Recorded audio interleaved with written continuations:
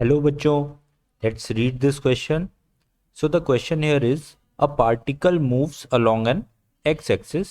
Does the kinetic energy of the particle increase, decrease or remains the same if the particle's velocity changes from -3 meter per second to -2 meter per second?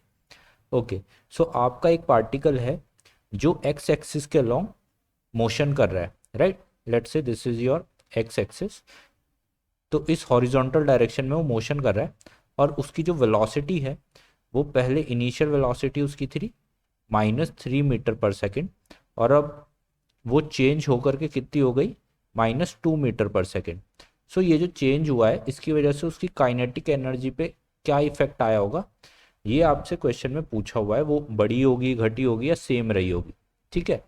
So the key concept here is knowledge of kinetic energy. Kinetic energy की basic knowledge आपको होनी ज़रूरी है इस question को tackle करने के लिए। सो देखो, हम जानते हैं काइनेटिक एनर्जी का क्या फॉर्मूला होता है।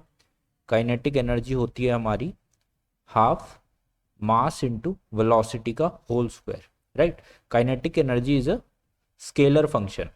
ओके, काइनेटिक एनर्जी आपकी डायरेक्शन पे डिपेंड नहीं करती, वेलोसिटी की डायरेक्शन क्या है, उसे सिर्फ आपका स्पीड का मैग्नीट्यूड चाहिए, वेलोसिटी का मैग्नीट्यूड चाहिए जो कि होती है स्पीड, ठीक है?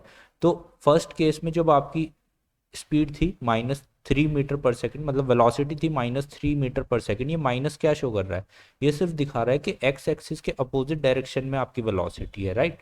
लेकिन उसका मैग्नीट्यूड तो 3 मीटर पर सेकेंड है। तो आपकी उस टाइम पे जब काइनेटिक एनर्जी थी वो कितनी थी? हाफ m इंटू 3 का होल स्क्वायर, जो कि कितना होगा 9/2 m। ओके, इतनी आपकी पहले थी और सेकंड केस में जब आपकी काइनेटिक एनर्जी चेंज हुई है तो अब कितनी हो गई है? हाफ m इंटू जो आपकी नई स्पीड है वो है 2 मीटर पर सेकेंड। सो 2 का होल स्क्वायर, तो ये आपका हो गया होगा 2 इंटू m, राइट? तो आप देख सकते हो जो आपकी काइनेटिक एनर्जी पहले केस में है वो आपकी काइनेटिक एनर्जी दूसरे केस से बड़ी है। तो kinetic energy in case one is greater than kinetic energy in case two, क्योंकि आपकी वेलोसिटी कम हो गई है तो अब आपकी काइनेटिक एनर्जी भी कम हो गई है। Kinetic energy is directly proportional to square of your speed, right? So your correct option is kinetic energy in case first is greater than kinetic energy in case 2, so it will decrease. So I hope you understand this question. Good luck.